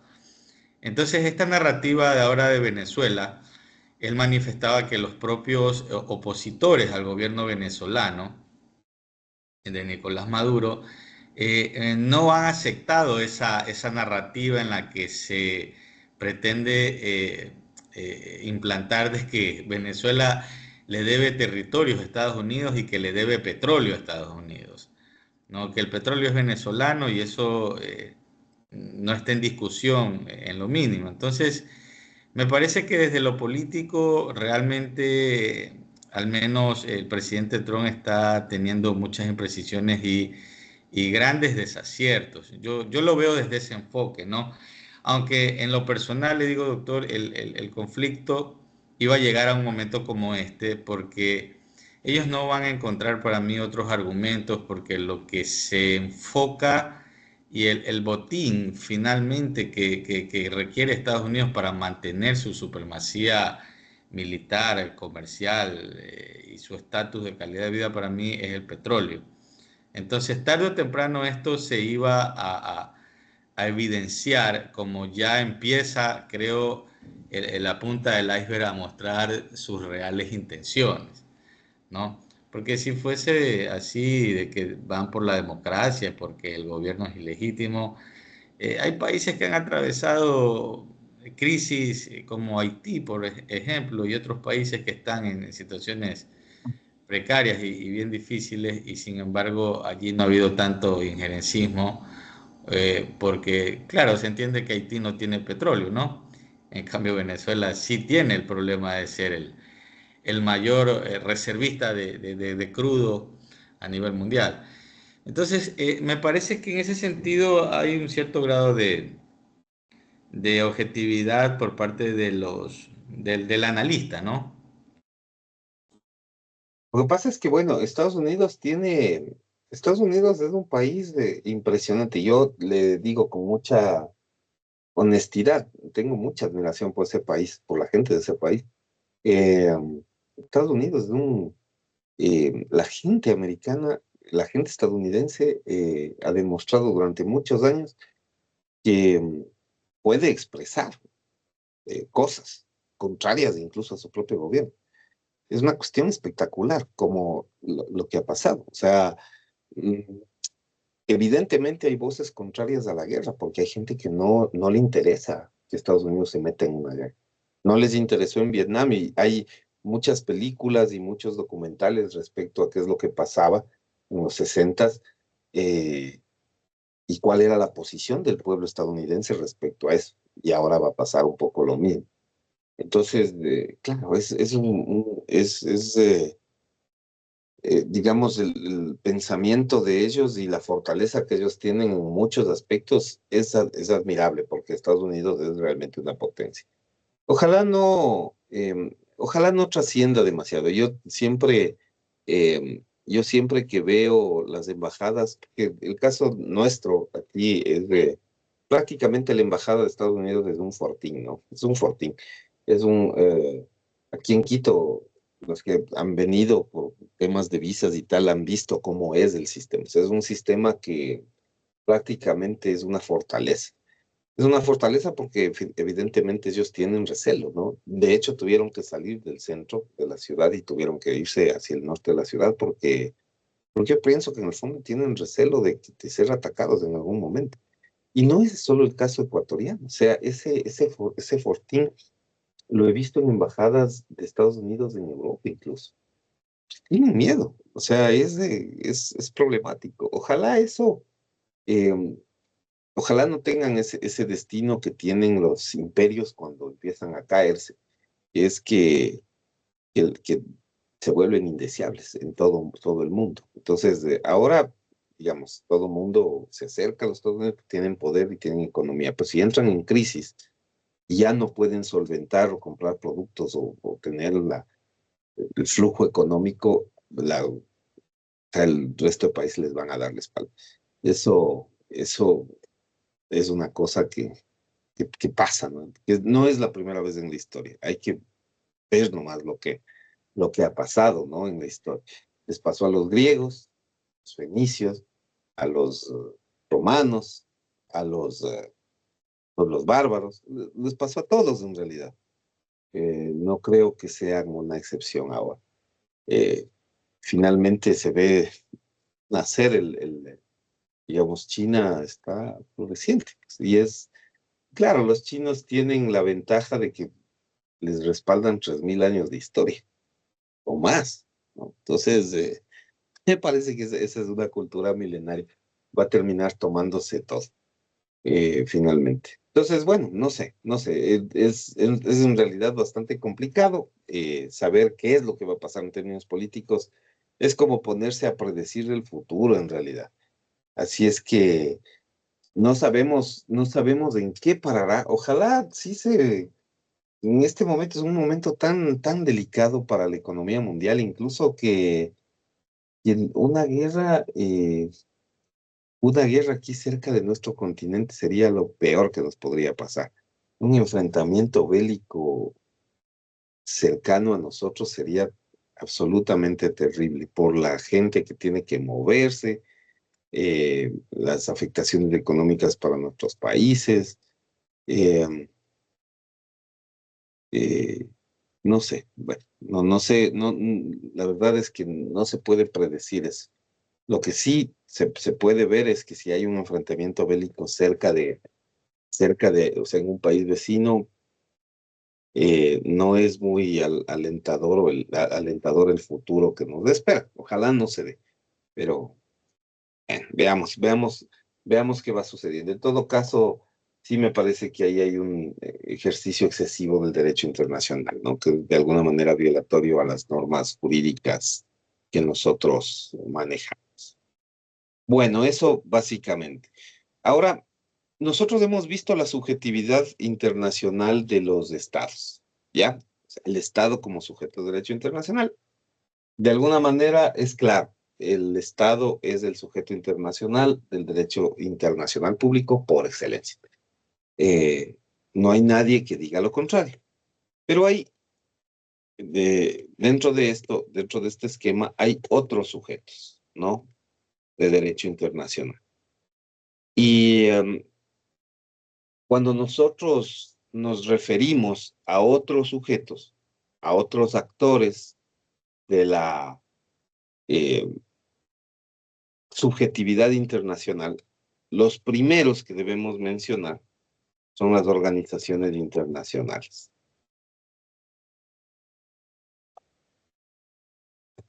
En principio, por una razón am, muy clara, ¿no? Y, la subjetividad jurídica de las organizaciones internacionales, eh, digamos, está supeditada a ciertos elementos básicos. Uno de ellos es la capacidad, ¿no? La capacidad. ¿Capacidad para qué? Pues principalmente para negociar, ¿no? Capacidad legal, deberíamos decir. Eh, las organizaciones internacionales surgen de la voluntad de los estados, ¿no? Las Naciones Unidas, la Organización de Estados Americanos, bueno, vamos a ponerles aquí incluso como ejemplos, ¿no? La Unión Europea, la Organización Internacional del Trabajo, la Organización Mundial de Comercio, otras entidades como la Organización de Países Exportadores de Petróleo, la Organización de los Países del Tratado del Atlántico Norte, etcétera, etcétera, etcétera, un largo etcétera, ¿no? Todas estas instituciones son el resultado del acuerdo de voluntades de los estados. Eh, y claro, no es lo mismo, pero uno podría hacer el parangón de lo que pasa a nivel local con las personas jurídicas, que básicamente son el resultado del acuerdo de voluntad de un grupo de personas naturales que deciden conformar a través de un contrato una institución que tiene valor jurídico, que es una entelequia, pues un ente jurídico. salvando las diferencias, que son muchas y que evidentemente no pueden compararse porque no son lo mismo, pero en términos didácticos, yo les podría decir que funciona más o menos en la misma estructura. A nivel local, aquí en el Ecuador, digamos, yo tengo un par de amigos por ahí con los que quiero conformar mi empresa. Me junto, acordamos voluntades, suscribimos un contrato y empieza el nacimiento de una persona jurídica. Constituimos en la superintendencia de compañías, llevamos adelante los trámites y se constituye. Es el resultado de nuestra voluntad, de la voluntad de un grupo de amigos, de un grupo de conocidos, de gente, de familiares, etcétera, que logra la creación de otro ente. Y en el derecho internacional, aunque como digo, siempre salvando las diferencias porque no es lo mismo, pero de alguna manera funciona con esa misma lógica. Un grupo de estados que tienen algún interés común deciden conformar una institución que les acoge a todos. Y entonces ese es el origen de la Organización de Naciones Unidas, de la Organización de Estados Americanos, de la Unión Europea, de la Organización Internacional del Trabajo, de la Organización Mundial de Comercio, de la Organización de Países Exportadores de Petróleo, de la Organización de los Países del Tratado del Atlántico Norte, y un enorme etcétera, ¿no? Que hay algunas instituciones en esa línea. Acá nomás del UNASUR, ¿no? Por ejemplo, Mercosur, UNASUR, etcétera. Son otros ejemplos de esa misma lógica, ¿no? La CAS, ¿no? La Corporación Andina de Fomento, del que es parte del Ecuador también. Y entonces, bueno, esos son algunos elementos que nos dan la posibilidad de entender esto. ¿Qué es lo que qué es lo que encierra además la idea de las organizaciones internacionales? Bueno, las organizaciones internacionales y su subjetividad están asociados al ejercicio de derechos específicos. Ejercicio de derechos, ¿no? Y cumplimiento de obligaciones. Y yo les diría, claro, en la ciencia del derecho en general, esos derechos y esas obligaciones son correlativos. Y eso es lo que pasa también. Son sujetos en toda regla. Son sujetos que tienen derechos, porque, por ejemplo, en las Naciones Unidas, una de las cosas que exige las Naciones Unidas son pagos de mensualidades, por ejemplo, ¿no? Que son los que permiten la administración de la institución. Claro, pagos de mensualidades que tienen que ver con el nivel de ingresos de los países, con la situación, digamos, económica que cada uno de ellos tiene. No es que todos pagan igual, depende mucho del tamaño de su economía. Y bueno, eso es una cosa que pasa en todas estas organizaciones que están autofinanciadas por los mismos miembros. Y esos constituyen derechos, obviamente, de esas instituciones. Pero también esas instituciones tienen obligaciones, ¿no? Tienen obligaciones en muchos sentidos. Tienen obligaciones de dar el espacio, de garantizar el espacio de discusión. Tienen obligaciones asociadas con permitir esos niveles de asociación, de fomentar cierto tipo de temas, ¿no? De guardar depósito de los convenios y tratados internacionales que se hacen. O sea, hay una estructura de obligaciones y derechos concretos y claros que permiten, ¿cierto?, a estas entidades, pues, eh, llevar a cabo sus actividades generales. Entonces, estas organizaciones, ¿no es cierto?, son parte de esta condición, eh, de esta forma de subjetividad internacional y actúan, de hecho, como tales en la arena internacional. Estos son unos de los primeros. Luego tenemos otros sujetos, ¿no? Y algunos de los que se han mencionado son, por ejemplo, el caso de los pueblos, ¿no? Los pueblos. ¿A qué me estoy refiriendo? Bueno, en el derecho internacional clásico, los pueblos, en el derecho internacional clásico, ojo, no, estoy refiriéndome antes del 45, antes del establecimiento de la ONU. Los pueblos no eran un objeto de atención especial. En el siglo XIX y a principios del XX, sin embargo, cobra pujanza el principio de las nacionalidades, ¿no? De la autodeterminación de los pueblos, que era esencialmente un principio político de aplicación en Europa principalmente, sobre cuya base hay dos grandes unidades nacionales de la época. los italianos y los alemanes. Ellos constituyeron estados y diversas minorías nacionales europeas recibieron protección en virtud de tratados internacionales que surgieron de alguna manera como resultado del fin de la Primera Guerra Mundial. Según la historia, incluso en 1918, el presidente Wilson, en Estados Unidos, claro, influyó en el establecimiento de 14 puntos respecto de las ideas de autodeterminación de los pueblos, como un principio destinado a la satisfacción de ciertas aspiraciones nacionales de cada país, ¿no? Principalmente de Europa, a fin de que ello no introduzca una especie de discordia entre las naciones que fuera a poner en riesgo la paz, ¿no? Paz. Los pueblos territoriales de las colonias, ¿no? Eh, quedaban al margen de la aplicación del principio, o sea, no había eso, ¿no? Y digamos que no era considerado ni siquiera en su ámbito de circunscripción territorial como un principio de derecho internacional positivo. Eh, y entonces, claro, esta idea básica surgía como de alguna manera otorgarle cierto nivel de, no personería jurídica, pues no se hablaba de personería jurídica en ese tiempo, pero sí como de un reconocimiento como actores de la arena internacional, principalmente a los países europeos, como hemos dicho, principalmente Italia y Alemania. Después de la Segunda Guerra Mundial, la Carta de las Naciones Unidas ya incluye entre los propósitos de la ONU el fomento de las relaciones de amistad basadas en el respeto al principio de la libre determinación de los pueblos, que es una cosa de la que acabamos de hablar. Idea de la no intervención, ¿no es cierto?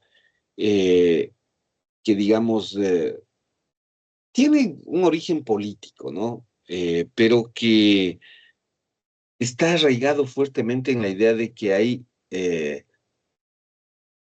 alguna manera, alguna resistencia en relación a las potencias que vencieron en la guerra, principalmente el Reino Unido, Francia y Estados Unidos, que de alguna manera, bueno, principalmente Francia e Inglaterra, que tenían eh, algunos territorios en varios países, no solo de Sudamérica, sino de, digamos, bien dicho, no de Sudamérica, sino de América y de África, ¿no? Principalmente. Eh, de ahí que hay una idea de reconocer, digamos, que si estos estados, como no autónomos, pero que no eran enemigos, ¿no?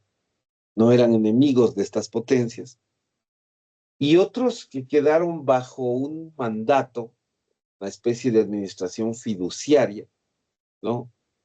Eh, en los cuales, vamos a decir principalmente en África, estos estados actuaban como dueños prácticamente, ¿no? Aunque eran territorios que no estaban sometidos a la propiedad de estos países, ¿no? Y ahí, eh, quizás de los ejemplos más clásicos están el Congo belga, ¿no? Por ahí. Eh, Sudán, ¿no? Algunos de estos estados que estaban relacionados, ¿no? Sudáfrica mismo, de alguna manera. Entonces, la propia evolución de la sociedad internacional eh, hizo que en pocos años la conservadora regulación de las Naciones Unidas se desarrolle con una orientación favorable a los pueblos más dependientes. Y eso lo que hizo es que crezca más esta idea de la autodeterminación de los pueblos, ¿no?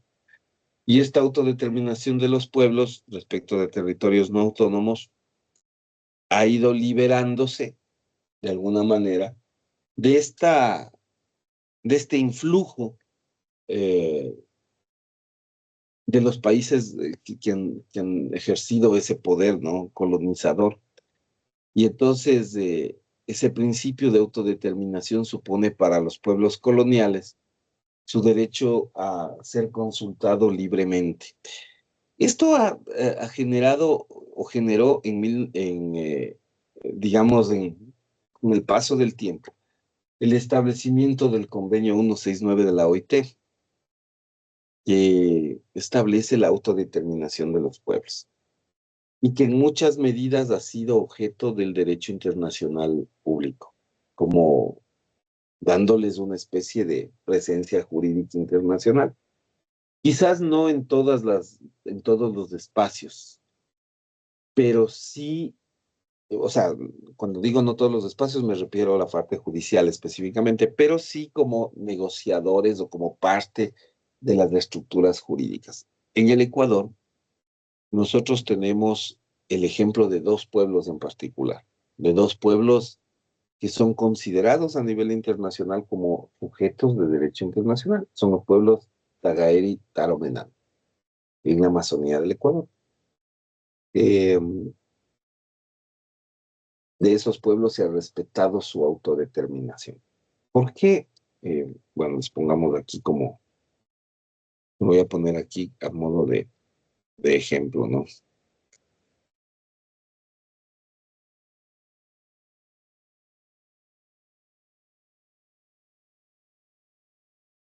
Este es el principio.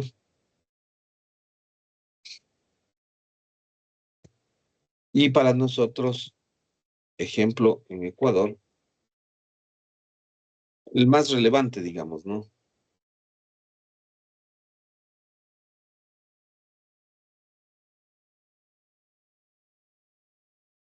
Ya, Tagaeri y Taromenán. Eh, son pueblos no contactados, son pueblos que viven en una zona del Parque Nacional Yasuní, que es denominada ZIP, Zona Intangible Tagaeri Taromenane, en donde el Estado ecuatoriano ha respetado, en términos generales ha respetado, aquí hay por ahí un par de sentencias de la Corte Interamericana de Derechos Humanos que medio nos dice un poco lo contrario, pero yo diría que en términos generales el Estado ecuatoriano ha respetado ese espacio, el espacio de vida y de autodeterminación de esos pueblos que por decisión propia decidieron no tener una relación directa con el mundo occidental y que se han quedado, digamos, detenidos un poco en el tiempo. Su necesidad de autodeterminación está vinculada con la obligación que tiene el Estado de protegerles y de no permitir que el mundo occidental entre en su territorio para que ellos puedan desarrollarse libremente, ¿no? Este es un ejemplo nuestro, pasa aquí, ustedes pueden bueno, algún rato si nos encontramos en derecho ambiental, lo vemos, claro, desde otra perspectiva. Ahora lo vemos desde el derecho internacional y su reconocimiento a nivel internacional como actores legítimos. De hecho, una de las sentencias referidas a la zona intangible Tagaeri Taromenane, que es una sentencia de justamente el año pasado, 2024, de la Corte Interamericana de Derechos Humanos, se refiere precisamente a los grupos Tagaeri y Taromenani como reclamantes de ciertas condiciones violatorias de su derecho al principio de autodeterminación, por haber ingresado el Ecuador a realizar actividades que no estaban permitidas en sus territorios de acuerdo con el convenio 169 de la OIT, como la explotación petrolera y maderera en su zona, principalmente vinculada con el tema del desarrollo del bloque Yas, no, no directamente, pero sí, digamos, de manera colateral, con el desarrollo del bloque 43, que es el bloque ITT.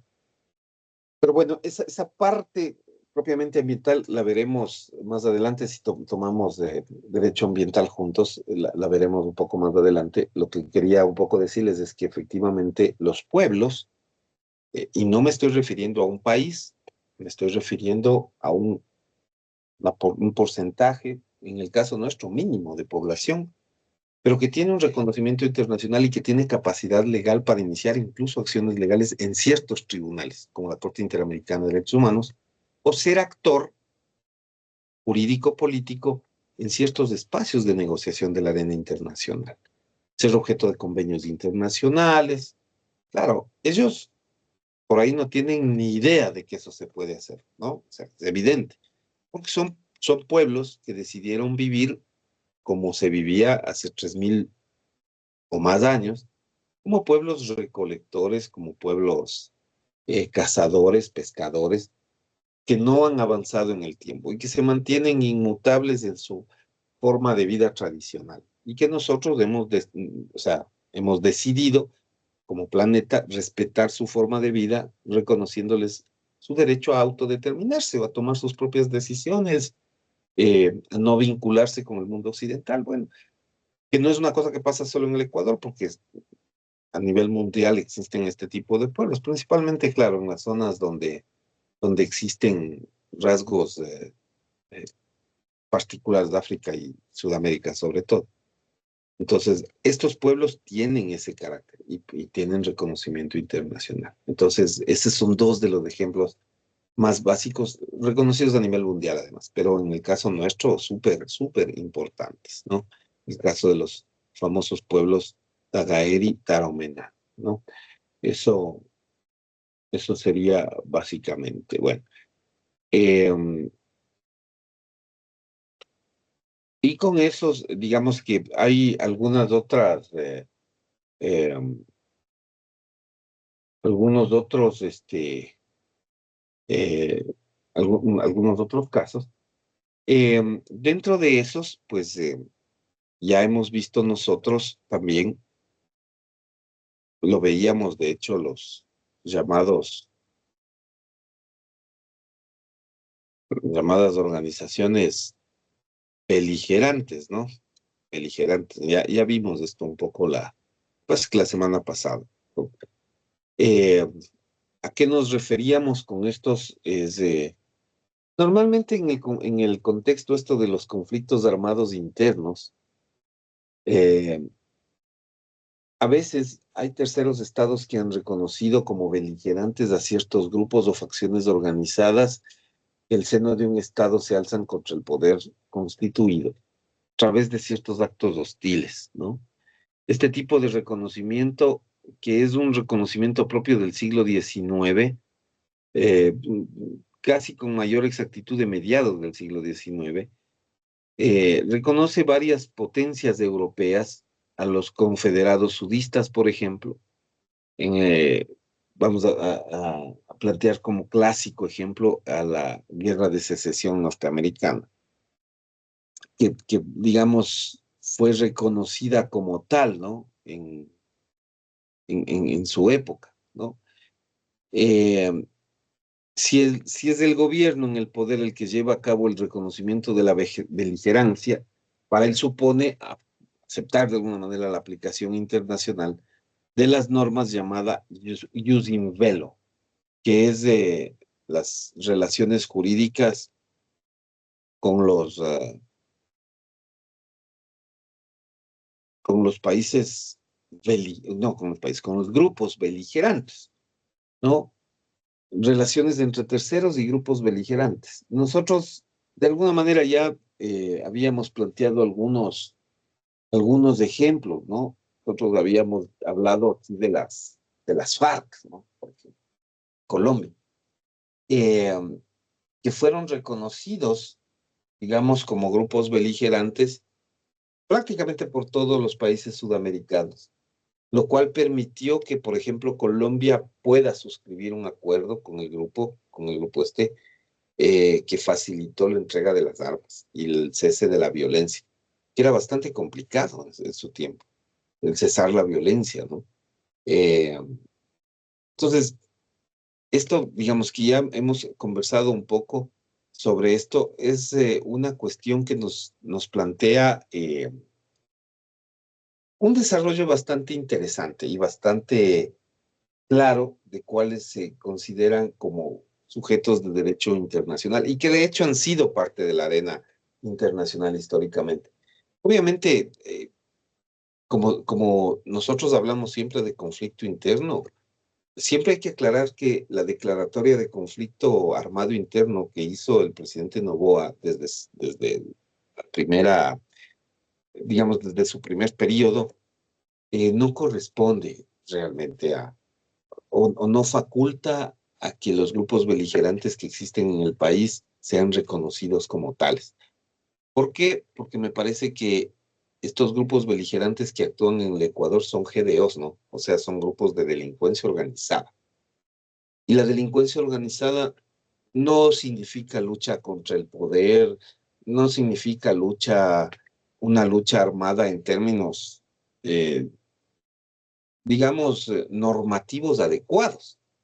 No significa de ninguna manera que se haga digamos, una lucha justa, ¿no? Justa que vele por la gente y tal. No, pues son grupos de delincuencia organizada, o sea, los lobos o bueno, no sé ni cómo se llaman todos los grupos delincuenciales contra los que se trata de combatir, pero esos que desde ningún punto de vista ningún Estado les reconocería eh, valor internacional, ¿no? Porque esa fue una pregunta también que se hizo en la clase, hace dos clases o en la clase pasada, no me acuerdo exactamente. Pero, pero eso sí hay que dejarlo como claro. Luego, digamos, otro de los actores que son trascendentes es la Santa Sede. La Santa Sede, o también conocida como Ciudad del Vaticano.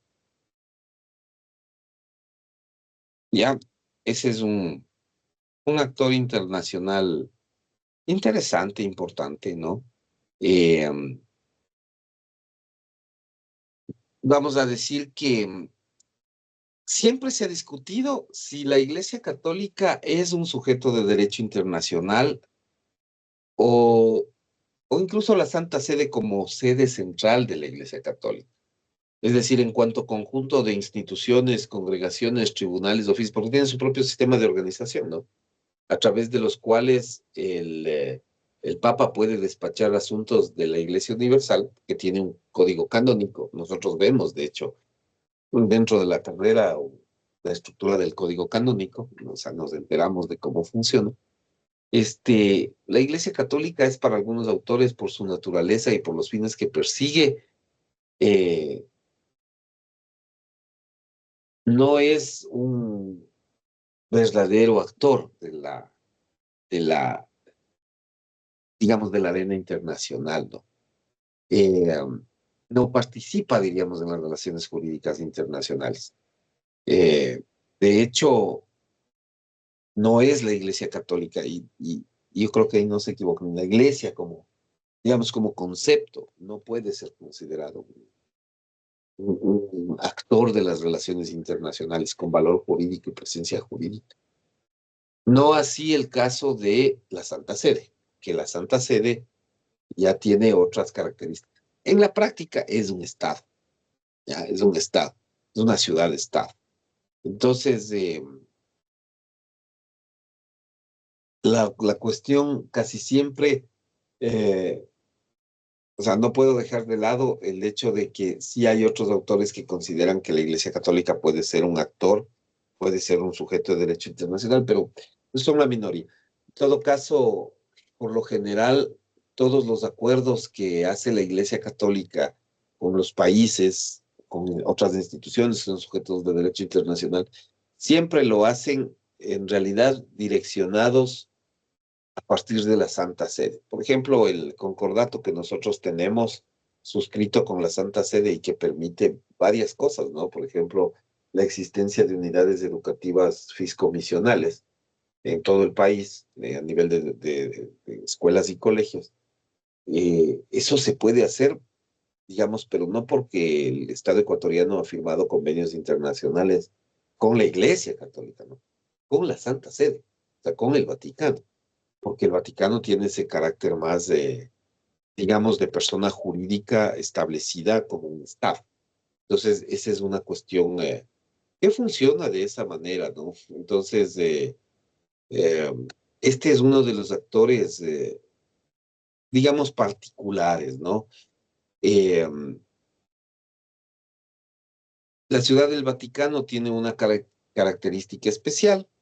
eh, digamos que la propia ley italiana en 1871 ya digamos que, la alarma. Digamos que la propia ley italiana en 1871 puso de alguna manera fin a algunos acuerdos políticos, concordatos, convenios financieros, eh, digamos que resolvía algunos conflictos que tenían entre Italia y el concordato con la Iglesia Católica, ¿no?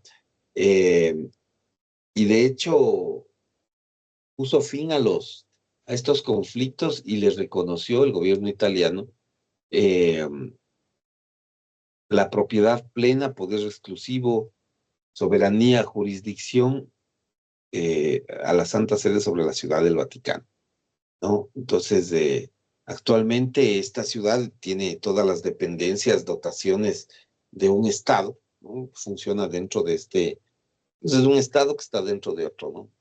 Básicamente, y que tiene total respeto y respaldo del país que le acoge.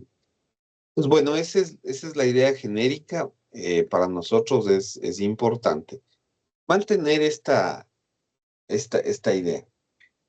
Y finalmente hay un actor que ha sido, digamos que, bueno, aquí lo que deberíamos poner es que siempre con los países, el mecanismo jurídico de acuerdo se llama concordato, pero es un acuerdo internacional, ¿no? Tiene esa característica. Bueno, a eso nos debemos referir. Eh, los individuos son y han sido en general eh, una, digamos, una razón de debate, ¿no? Eh, eso es algo que se discute hace muchos años. ¿Son o no son sujetos de derecho internacional? Bueno, aquí siempre hay que decir que hay un debate al respecto. Y el debate es eh, significativamente importante, porque no hay acuerdo, ni alrededor de lo uno ni alrededor del otro. Para algunos autores sí son sujetos de derecho internacional, para otros no, definitivamente. Y de hecho, en la práctica judicial incluso hay tribunales que reconocen la posibilidad de que una persona natural pueda ser parte de un proceso judicial, es decir, le da la trascendencia de actor jurídico, como por ejemplo la Corte Interamericana de Derechos Humanos, y hay otros que definitivamente no le aceptan, como la Corte Internacional de Justicia de la Haya, no acepta que, que haya personas que puedan pasar a formar parte de la estructura jurídica, ¿no? Eh, Eso es una cuestión que siempre va a estar en discusión. ¿De qué depende el hecho de que alguien sea, eh, de que la persona natural sea sujeto de derecho internacional o no? Pues en la práctica depende de cada instancia, por el momento. No hay una disposición a través de ningún convenio, ningún acuerdo internacional que efectivamente le dé potestad, capacidad normativa para ejercer actos, contratos en fin, para ser un actor de la arena internacional a las personas. No existe eso, no hay todavía. Y prácticamente dependemos de lo que cada entidad en el rango de sus funciones pueda reconocer o no. En todo caso, como les digo, quizás el ejemplo más trascendente de una institución que sí acepta a los seres humanos o a las personas naturales como actores de la arena internacional es definitivamente la Corte Internacional, la Corte Interamericana de Derechos Humanos, suscrita bajo la idea del Pacto de San José, ¿no? De este registro. Pues por ahí va la cosa. El resto, pues depende, en realidad, de la existencia de varios espacios de negociación que les permitan tener acceso. Ok. Bueno, hasta ahí el tema de la subjetividad del todo. Y ahí sí acabamos del tema y podemos entrar a derechos humanos, pero primero veamos si es que hay algún tipo de inquietud o pregunta. Señor Delgado, por favor, preguntas.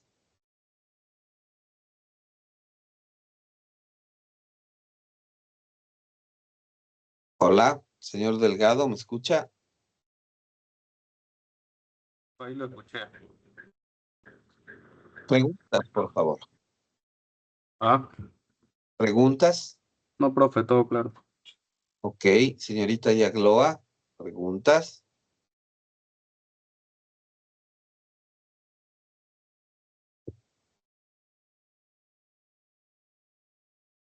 Hola. Disculpe, disculpe, doctor, es que tengo la computadora pesada y el momento de aplastar, está que aplastar el micrófono muchas veces. Ya, no, no tengo ninguna pregunta. De hecho, justamente en la parte del foro que contesté, había yo también procesado referente a lo que usted dijo de la Corte Interamericana de Derechos Humanos, de la cual era la única que de alguna manera aceptaba que las personas de alguna manera presentaran un caso en contra de los estados si vulneraba un derecho. Entonces sí había especificado eso. Pero por el Ok, momento ninguna pregunta. chévere, muchas gracias. Ok, señorita Moreno, ¿preguntas? No, profe, ninguna pregunta hasta el momento. Ok, señor Hernández, por favor, preguntas.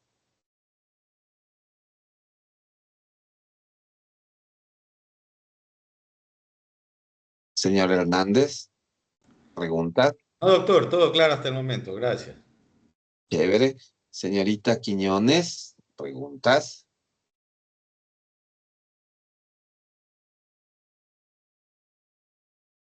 Hola. Señorita Quiñones, preguntas. No, parece. Señorita Hernández, preguntas, por favor. No, profesor, todo está claro. ¿Todo claro? Ok.